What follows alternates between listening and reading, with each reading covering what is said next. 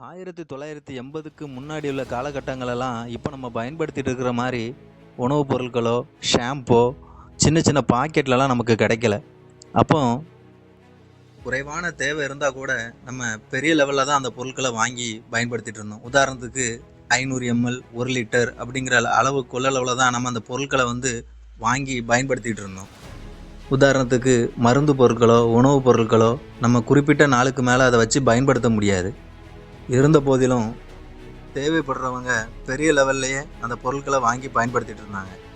இப்போ நம்ம பயன்படுத்திகிட்டு இருக்கிற சின்ன சின்ன பாக்கெட்லாம் வர்றதுக்கு ஒரு முன்னோடி யார் அப்படின்னா கெவின் கேர் நிறுவனத்தோட அதிபர் CKR ரங்கநாதன் தான் இதற்கு ரொம்ப முக்கிய காரணம்.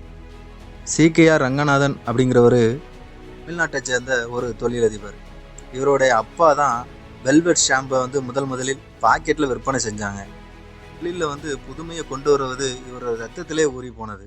1982 அவங்க அப்பா திடீர்னு இறந்து போயிடுறாங்க.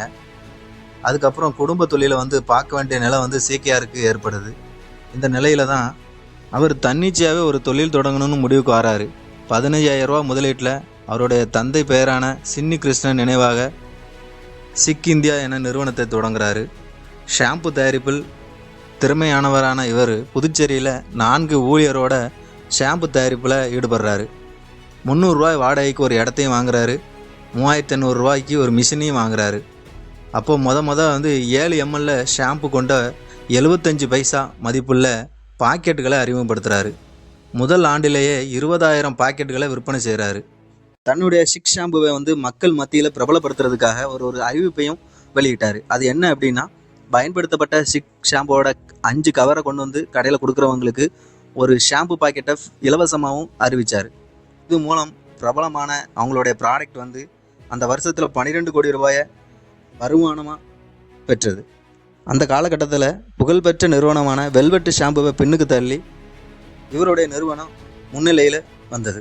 அது மட்டும் இல்லாமல் Ranganathan Meera herbal hair wash powder, nice herbal shampoo, perfume என அடுத்தடுத்து பொருட்களை அறிமுகம் செஞ்சுட்டே இருந்தார்.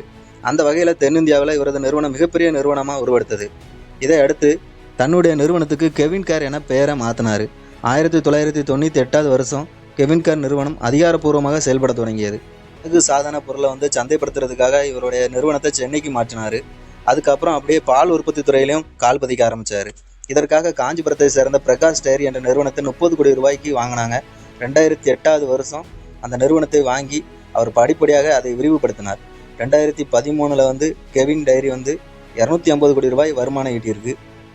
இதனை அடுத்து அந்த கெவின் நிறுவனம் படிப்படியாக உயரத் தொடங்கியது. தயிர், மில்க் ஷேக், பன்னீர் ஆகியவற்றை விற்பனை செய்தார்.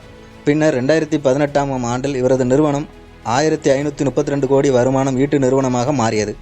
தற்போது கெவின் கேர் நிறுவனம் ஒரு ஆண்டுக்கு 1962 கோடி வருமானத்தையும் 194 கோடி லாபத்தையும் ஈட்டுவதாக தெரிவித்துள்ளனர். நிறுவனம் தொடங்கி 30 ஆண்டுகளுக்கு பிறகும் இவரது நிறுவனம் நாள்தோறும் விரிவடைந்த வண்ணமே இருக்கிறது.